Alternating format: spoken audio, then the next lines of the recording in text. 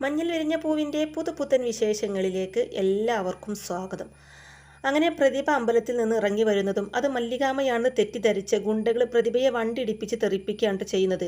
പ്രതിഭയാണെങ്കിൽ road സൈഡിന് തല ഒരു കല്ലിൽ ചെന്നിടിച്ച് ബോധമില്ലാതെ കിടക്കുകയാണ്. ഇതേ സമയം പാല് കാച്ചിൽ നടക്കുകയാണ് കേട്ടോ. അപ്പം മല്ലികാമ പറയുന്നുണ്ട്, കിഴക്കോട്ട് തന്നെ പാല് തിളച്ച് വീണിട്ടുണ്ട്, ഇനി എല്ലാ ഐശ്വര്യങ്ങളും ഉണ്ടാവും എന്നൊക്കെ പറയുന്നുണ്ട് കേട്ടോ. തുടർന്ന് രാഗിണിയാണെങ്കിൽ എല്ലാവർക്കും ഓരോ ഗ്ലാസ് പാലെടുത്ത് കൊടുക്കാൻ തുടങ്ങുകയാണ് കേട്ടോ. അപ്പോൾ ഇതേ സമയം തന്നെ പ്രതിഭക്ക് ആക്സിഡൻറ്റ് പറ്റി എന്നുള്ള വിവരം ആരോ മല്ലികാമയെ വിളിച്ച് പറയുന്നുണ്ട് കേട്ടോ. എന്താ അച്ഛമ്മേ, ആശുപത്രി എന്നൊക്കെ പറയുന്നുണ്ടായിരുന്നല്ലോ, ആരാ ആശുപത്രിയിൽ എന്നൊക്കെ ചിത്ര ചോദിക്കുമ്പോൾ പ്രതിഭയാണെന്ന് മല്ലികാമ പറയുന്നതും അച്ഛമ്മയ്ക്ക് എന്ത് പറ്റി നിരഞ്ജന ടെൻഷനോടെ ചോദിക്കുന്നതും ഒരു ചെറിയ അപകടം, ഏതോ ഒരു വണ്ടി വന്ന് ഇടിച്ചുത്രേ, ഇത് എൻ്റെ നമ്പർ അറിയാവുന്ന ആരോ ആണ് എന്നെ വിളിച്ച് പറഞ്ഞത്, അച്ഛമ്മ ഒന്ന് പോയിട്ട് വരാമെന്നൊക്കെ പറയുമ്പോൾ ഞാനും വരാമെന്ന് നിരഞ്ജനയും ചിത്രയും പറയുമ്പോൾ വേണ്ട മക്കളെ, ആരും വരണ്ട, അച്ഛമ്മ ആദ്യം അവിടെ ചെന്ന് അവിടുത്തെ അവസ്ഥ എന്താണെന്ന് അറിയട്ടെ എന്ന് പറയുന്നുണ്ട് മല്ലികാമ. വണ്ടി ഇടിച്ചു എന്നൊക്കെ പറയുമ്പോൾ എന്ന് പറഞ്ഞ് നിരഞ്ജന വല്ലാതെ തന്നെ ടെൻഷനാവുമ്പോൾ ഇച്ചിരി എന്തെങ്കിലുമൊക്കെ സംഭവിച്ചാൽ മതി, ആൾക്കാർ വലുതാക്കിയല്ലേ പറയൂ എന്ന് പറയുന്നുണ്ട് കേട്ടോ. തുടർന്ന് പറയുന്നുണ്ട്, നിന്റെ അച്ഛമ്മ ഞാൻ ചെന്നു എന്നറിഞ്ഞാൽ തന്നെ എന്നെ ചീത്ത വിളിക്കും, എന്നാലും പോകാതിരിക്കുന്നത് ശരിയല്ലെന്ന് വിചാരിച്ചാൽ ഞാൻ പോകുന്നതെന്ന് പറയുമ്പോൾ അവരിങ്ങോട്ട് ചെയ്തു വെച്ചത് ഓർക്കുമ്പോൾ പോവേണ്ട ആവശ്യമൊന്നുമില്ലെന്ന് മഹേഷും, ചേച്ചിയെ ഉപദ്രവിച്ച ആളില്ലേ പ്രതിഭ, അവർക്ക് എന്തെങ്കിലും പറ്റിയാൽ നമുക്കെന്താ, നമ്മളെന്തിനാ അന്വേഷിക്കാൻ പോകുന്നതെന്നൊക്കെ രാഗിണിയും ചോദിക്കുന്നുണ്ട് കേട്ടോ. അപ്പോൾ അത് കേട്ട് മല്ലികാമ പറയുന്നുണ്ട്, അങ്ങനെയല്ല രാഗിണി, പ്രതിഭയ്ക്ക് എന്നോട് ദേഷ്യമുണ്ട്, പക്ഷേ എനിക്ക് അവളോടില്ല, എത്രയൊക്കെ പരസ്പരം തള്ളി പറഞ്ഞാലും ഞങ്ങൾ ബന്ധുക്കളാണെന്നുള്ളത് രാഗിണിക്ക് അറിയാലോ. ഇനിയിപ്പോൾ അങ്ങനെയല്ലെങ്കിലും ഒന്നുമില്ലെങ്കിൽ നമ്മുടെ ഈ നീരുവിൻ്റെ അച്ഛമ്മയല്ലേ, അത് നമ്മൾ നോക്കണ്ടേ. ഇനിയിപ്പോൾ ഒരു ബന്ധമില്ലെങ്കിൽ പോലും ഇങ്ങനെ ഒരു അപകട വാർത്ത അറിയുമ്പോൾ നമ്മൾ ചെന്ന് അന്വേഷിച്ചല്ലേ പറ്റൂ. ഞാൻ പോകുന്നു തന്നെ പറയുന്നുണ്ട് കേട്ടോ മല്ലികാമ. തുടർന്ന് നിന്റെ അച്ഛമ്മയ്ക്ക് ഒന്നും വരില്ല എന്ന് പറഞ്ഞുകൊണ്ട് നിരഞ്ജനയെ ആശ്വസിപ്പിച്ചുകൊണ്ട് മല്ലികാമ ആശുപത്രിയിലേക്ക് പോവാണ് കേട്ടോ. അതിനുശേഷം ആശുപത്രിയിൽ എത്തുന്ന മല്ലികാമ ICUവിൽ ബോധമില്ലാതെ കിടക്കുന്ന പ്രതിഭയെ വിളിക്കുന്നുണ്ട് കേട്ടോ. അപ്പോൾ ഡോക്ടർ പറയുന്നുണ്ട്, വിളിക്കേണ്ട, ബോധമില്ല എന്ന് പറയുന്നുണ്ട്. തുടർന്ന് ക്രിട്ടിക്കലാണ്, അറിയിക്കേണ്ടവരെയൊക്കെ അറിയിച്ചോളൂ, നമ്മൾ എന്തും പ്രതീക്ഷിക്കണമല്ലോ എന്നൊക്കെ ഡോക്ടർ പറയുന്നത് കേട്ട് മല്ലികാമ ശരിക്കും സങ്കടപ്പെടുകയാണ് കേട്ടോ. തുടർന്ന് പ്രതിഭയെ ഓർത്ത് കരഞ്ഞു പോവാണ് കേട്ടോ മല്ലികാമ. രണ്ട് കണ്ണുകളും നിറഞ്ഞൊഴുകുന്നുണ്ട് കേട്ടോ മല്ലികാമയുടെ. തുടർന്ന് ഒരു നഴ്സ് വന്നിട്ട് നിങ്ങൾ പേഷ്യൻറ്റിൻ്റെ ആരാണെന്ന് ചോദിക്കുമ്പോൾ ഞാൻ അടുത്ത ബന്ധുവാണെന്ന് മല്ലികാമ പറയുന്നതും ഈ ഫോമിൽ ഒന്ന് ഒപ്പിടണമെന്ന് പറയുന്നുണ്ട് കേട്ടോ. തുടർന്ന് നിറ കണ്ണുകളോടെ മല്ലികാമ ഫോം ഒപ്പിട്ട് കൊടുക്കുകയാണ് കേട്ടോ. ശേഷം മല്ലികാമ സിസ്റ്ററോടായിട്ട് ചോദിക്കുന്നുണ്ട്, ഇടിച്ചിട്ട വണ്ടി ഏതാണെന്ന് വല്ല വിവരം കിട്ടിയോ എന്ന് ചോദിക്കുമ്പോൾ ഇല്ല, നാട്ടുകാരാണ് ഇവിടെ കൊണ്ടുവന്നത്, ഇടിച്ചിട്ട വണ്ടി നിർത്താതെ പോയി എന്നും നഴ്സ് മല്ലികാമയെ അറിയിക്കുന്നുണ്ട്. അതിനുശേഷം കാണിക്കുന്നത് റസിയ ഗുണ്ടകളോടായിട്ട് പറയുന്നുണ്ട്, നിങ്ങൾ ഇവിടെ വന്നപ്പോഴേ ഞാൻ പറഞ്ഞതാ ഭാഗ്യമുള്ള സ്ത്രീയാണ്, അതുകൊണ്ട് സൂക്ഷിക്കണമെന്ന്, എന്നിട്ടും നിങ്ങൾ അത് ശ്രദ്ധിച്ചില്ല എന്നൊക്കെ റസിയ പറയുന്നതും ഗുണ്ടകൾ തിരിച്ച് പറയുന്നുണ്ട്, ഞങ്ങളുടെ ഭാഗത്ത് ഒരു മിസ്റ്റേക്കും ഇല്ല മേഡം, ചുവന്ന സാരി ഉടുത്ത സ്ത്രീയെ തന്നെയാണ് ഞങ്ങൾ വണ്ടി ഇടിച്ചത്, പക്ഷേ ആൾ മാറിപ്പോയി എന്ന് ഗുണ്ടകൾ പറയുന്നുണ്ട് കേട്ടോ. അപ്പോൾ അത് കേട്ട് റസിയ പറയുന്നുണ്ട്, അങ്ങനെ മാറാൻ പാടില്ലായിരുന്നു, നിങ്ങൾ ഇടിച്ചിട്ടത് ആരെയാണെന്നറിയോ, എൻ്റെ കൂടെ നിന്നവരെയാ, നമ്മൾ കൊല്ലാൻ പ്ലാൻ ചെയ്ത സ്ത്രീയുടെ ശത്രുവാണിപ്പോൾ ഹോസ്പിറ്റലിൽ കിടക്കുന്നതെന്ന് റസിയ പറയുമ്പോൾ സോറി പറയുന്നുണ്ട് ഗുണ്ടകൾ. അപ്പോൾ അത് കേട്ട് റസിയ പറയുന്നുണ്ട്, നിങ്ങൾക്ക് സോറി പറഞ്ഞാൽ മതി, അനുഭവിക്കേണ്ടത് മുഴുവൻ ഞാനാ, അന്വേഷണം എങ്ങാനും വന്നാൽ കുടുങ്ങുമെന്നാൽ ഇപ്പോൾ എൻ്റെ പേടിയെന്ന് പറയുന്നുണ്ട് റസിയ. അപ്പോൾ ഗുണ്ടാത്തലവൻ പറയുന്നുണ്ട്, അതോർത്ത് മേഡത്തിന് ഒരു ടെൻഷനും വേണ്ട, വ്യാജ നമ്പർ പ്ലേറ്റ് വെച്ചാൽ ഞങ്ങൾ വണ്ടി ഇറക്കിയത്, ഏതെങ്കിലും CCTVയിൽ ഈ വാഹനം പതിഞ്ഞാൽ പോലും പോലീസിന് കണ്ടുപിടിക്കാൻ പറ്റില്ല എന്ന് പറയുന്നുണ്ട് ഗുണ്ടാത്തലവൻ. അപ്പോൾ റസിയ പറയുന്നുണ്ട്, ഈ കേസിൽ അങ്ങനെയൊന്നും പറയാൻ പറ്റില്ല, മല്ലിക എങ്ങാനും ഇടപെട്ടാൽ തീർന്നു എന്ന് പറയുന്നുണ്ട് കേട്ടോ.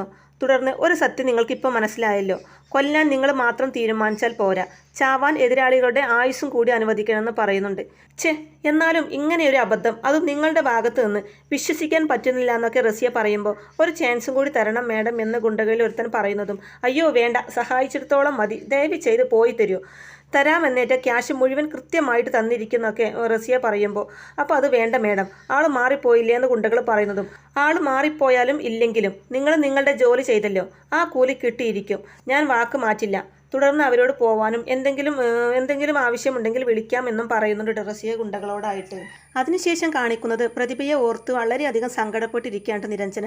അപ്പോൾ അതേസമയം ചിത്ര അവിടേക്ക് വരുമ്പോൾ അവിടുന്ന് ആരെങ്കിലും വിളിച്ചായിരുന്നോ ആശുപത്രിയിൽ നിന്ന് നിരഞ്ജന ചോദിക്കുന്നതും ഇല്ലാന്ന് ചിത്ര പറയുമ്പോൾ എന്താണ് അവിടുത്തെ അവസ്ഥ എന്നറിയാൻ ഒരു മാർഗവും ഇല്ലേ ചിത്തു നിരഞ്ജൻ ചോദിക്കുമ്പോൾ പേടിക്കാനൊന്നും ഇല്ലായിരിക്കും, അതാ അച്ഛമ്മ വിളിക്കാത്തതെന്ന് പറയുന്നുണ്ട് ചിത്തിര.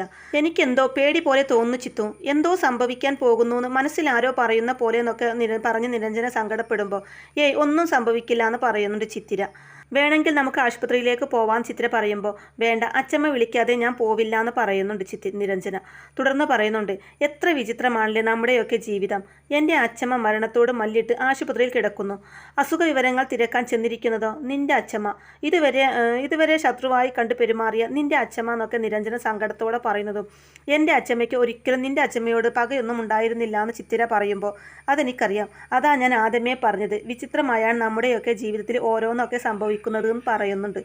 തുടർന്ന് എൻ്റെ അച്ചമ്മയ്ക്ക് ഒന്നും പറ്റില്ലായിരിക്കും അല്ലേ ചിത്തു നിരഞ്ജൻ ചോദിക്കുമ്പോൾ ഒന്നും സംഭവിക്കില്ല, നീ ധൈര്യമായിട്ടിരിക്കുമെന്ന് പറഞ്ഞ് ചിത്തിരെ സമാധാനിപ്പിക്കുമ്പോൾ വേറൊന്നുമല്ല, വണ്ടിയാ ഇടിച്ചത്, അതും സ്പീഡിൽ വന്ന വാഹനം, അതാ എനിക്ക് പേടിയെന്ന് പറയുന്നുണ്ട് നിരഞ്ജന. അപ്പോൾ ചിത്തിര പറയുന്നുണ്ട്, മുറിച്ചിട്ടാൽ മുറി കൂടുന്ന ഇനമല്ലേ നിന്റെ പ്രതിഭ അച്ചമ്മ, പിന്നെന്തിനാ പേടിക്കുന്നതെന്ന് ചോദിക്കുമ്പോൾ നിരഞ്ജന പറയുന്നുണ്ട്, നിനക്കറിയാലോ രക്തബന്ധം എന്ന് പറയാൻ ഈ ലോകത്ത് ആകെയുള്ള ഒരാളാ അച്ചമ്മ.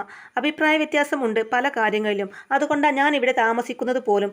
എന്ന് വെച്ച് സ്വന്തമല്ലാതായി മാറില്ലല്ലോ. എൻ്റെ അച്ചമ്മയ്ക്ക് എന്തെങ്കിലും സംഭവിച്ചാൽ അതിൻ്റെ നഷ്ടം എനിക്ക് മാത്രമേ ഉള്ളൂ. തനിച്ചാവാൻ പോകുന്നത് ഞാൻ മാത്രമാണെന്നൊക്കെ പറഞ്ഞ് നിരഞ്ജന കരയുമ്പോൾ അങ്ങനെയൊന്നും ചിന്തിക്കേണ്ട, അതിനുള്ള സമയമായിട്ടില്ല. നിന്റെ അച്ചമ്മ തിരിച്ചു വരുന്നു തന്നെയാണ് എൻ്റെ വിശ്വാസം. തിരിച്ചു വരും, നീ കണ്ടോ എന്നൊക്കെ പറഞ്ഞ് നിരഞ്ജനയെ ചേർത്ത് നിർത്തി സമാധാനിപ്പിച്ച് നിരഞ്ജനക്ക് ധൈര്യം കൊടുക്കാണ്ട് ചിത്തിര. അതിനുശേഷം കാണിക്കുന്നത് പ്രതിഭയ്ക്ക് ബോധം വരികയാണ് കേട്ടോ. അപ്പോൾ നഴ്സ് ഇവരെ മല്ലികാമയെ അറിയിക്കുമ്പോൾ മല്ലികാമ പ്രതിഭയുടെ അടുത്തേക്ക് ഓടിച്ചെല്ലുകയാണ് കേട്ടോ. നീ പേടിക്കേണ്ട, നിനക്കൊന്നും സംഭവിക്കില്ല എന്നൊക്കെ മല്ലികാമ പറയുമ്പോൾ പ്രതിഭ എനിക്ക് എൻ്റെ നീരുവിനെ ഒന്ന് കാണണമെന്ന് ആവശ്യപ്പെടുമ്പോൾ ഞാൻ കൊണ്ടുവരാമെന്ന് മല്ലികാമ പറയുന്നതും വേഗം വേണം, വൈകിയാൽ ചിലപ്പോൾ എന്ന് പറഞ്ഞ് പ്രതിഭ കരയുമ്പോൾ ഏയ് നിനക്കൊന്നും സംഭവിക്കില്ല പ്രതിഭ, നീ ധൈര്യമായിട്ടിരിക്കുമെന്ന് പറയുന്നുണ്ട് മല്ലികാമ. അപ്പോൾ പ്രതിഭ പറയുന്നുണ്ട്, പെട്ടെന്ന് ആ വണ്ടി വന്നിടിച്ചത്, പിന്നെ ഒന്നും ഓർമ്മയില്ലായിരുന്നു എന്ന് പറയുന്നുണ്ട് പ്രതിഭ. തുടർന്ന് ഡോക്ടർ എന്ത് പറഞ്ഞു എന്ന് പ്രതിഭ നഴ്സിനോടായിട്ട് ചോദിക്കുമ്പോൾ പേടിക്കേണ്ട എന്നാ പറഞ്ഞത് എന്ന് പറയുന്നുണ്ട്. ഇതേ സമയം ഡോക്ടർ വരുമ്പോൾ ഡോക്ടർ പ്രതിഭയ്ക്ക് ഓർമ്മക്കൊന്നും കുഴപ്പമില്ലല്ലോ എന്ന് പറയുമ്പോൾ അത് വെച്ച് നമുക്ക് വിലയിരുത്താൻ പറ്റില്ല, നമുക്ക് നോക്കാമെന്ന് പറയുന്നുണ്ട് ഡോക്ടർ. തുടർന്ന് പ്രതിഭയ്ക്ക് ഒരു കൊച്ചുമോളുണ്ട്, ആ കുട്ടിയെ കാണണമെന്നാ പറയുന്നത് എന്ന് പറയുമ്പോൾ മല്ലികാമയെ മാറ്റി നിർത്തി ഡോക്ടർ പറയുന്നുണ്ട്, സ്ഥിതി കുറച്ച് മോശം, കൊച്ചുമോളോട് വരാൻ പറയൂ, ഇപ്പോൾ വന്നില്ലെങ്കിൽ ചിലപ്പോൾ ജീവനോടെ കാണാൻ പറ്റില്ലെങ്കിലോ എന്ന് ഡോക്ടർ പറയുന്നതും സ്തംഭിച്ചു പോവാണ് കേട്ടോ മല്ലികാമ. അതിനുശേഷം മല്ലികാമ ചിത്തിരയെ വിളിച്ച് നിരഞ്ജനയെയും കൂട്ടി ഹോസ്പിറ്റലിലോട്ട് വാ, ഇവിടെ ഇച്ചിരി ക്രിട്ടിക്കലാണ്, എന്തും സംഭവിക്കാം, അത് നീ നീരുവിനോട് പറയണ്ട, അവളെയും വിളിച്ചുകൊണ്ട് എത്രയും വേഗം എത്താൻ നോക്കുമെന്ന് പറയുന്നുണ്ട് ചിത്തിരയെ വിളിച്ച്. ഉടനെ തന്നെ അവർ രണ്ടുപേരും കൂടി ഹോസ്പിറ്റലിലേക്ക് എത്തുകയാണ്. അപ്പോൾ മല്ലികാമ പറയുന്നുണ്ട്, ഇപ്പോൾ ബോധമില്ല, ബോധം തെളിയുമ്പോൾ കയറി കാണാമെന്ന് പറയുന്നതും എങ്ങനെയുണ്ട് അച്ചമ്മയ്ക്ക് നിരഞ്ജൻ ചോദിക്കുമ്പോൾ കുഴപ്പമില്ല മക്കളെ, എല്ലാം ശരിയാവുന്ന ഡോക്ടർ പറഞ്ഞതെന്ന് പറയുന്നുണ്ട്. ഇതേ സമയം നഴ്സ് വന്നിട്ട് ആരാ നീരു വരാൻ പറഞ്ഞു എന്ന് പറയുമ്പോൾ അവർ 3 പേരും കൂടെ പ്രതിഭയുടെ അടുത്തേക്ക് ചെല്ലുകയാണ് കേട്ടോ. അപ്പോൾ നിരഞ്ജനയെ കാണുന്നതും പ്രതിഭ കരയാണ് കേട്ടോ. അപ്പോൾ അത് കാണുന്ന നിരഞ്ജന എന്തിനാ അച്ചമ്മയെ കരയുന്നതെന്ന് ചോദിക്കുമ്പോൾ നീ വരുമെന്നായിരുന്നു എൻ്റെ പേടി, നിനക്ക് പിണക്കമല്ലേ എന്ന് പ്രതിഭ പറയുന്നതും എനിക്ക് അച്ചമ്മയോട് ഒരു പിണക്കവും ഇല്ല എന്ന് പറയുന്നുണ്ട് നിരഞ്ജന.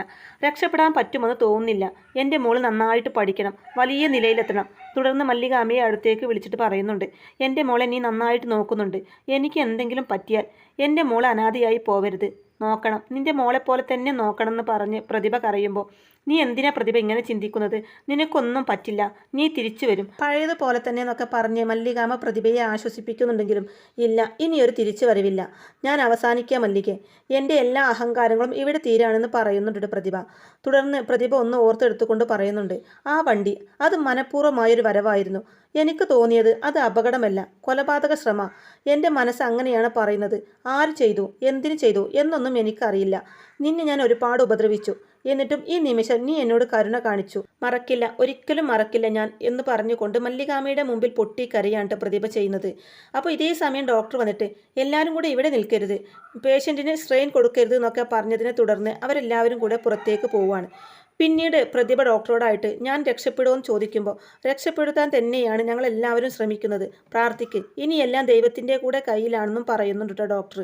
ഇതേ സമയം 2 പോലീസുകാർ വന്നിട്ട് മൊഴിയെടുക്കാൻ വന്നതാണെന്ന് പറയുമ്പോൾ പ്രതിഭയ്ക്ക് ബോധം വന്നിട്ടില്ല, അഥവാ വന്നാലും അവൾക്കിപ്പോൾ കൂടുതലൊന്നും പറയാൻ കഴിയില്ല എന്ന് മല്ലികാമ പറയുമ്പോൾ അറിയാവുന്നത് മാത്രം പറഞ്ഞാൽ മതിയെന്ന് ആ പോലീസുകാരൻ പറയുന്നതും എങ്കിൽ പിന്നെ നിങ്ങളുടെ ജോലി എളുപ്പമായല്ലോ അല്ലേന്ന് ചോദിക്കുന്നുണ്ട് മല്ലികാമ.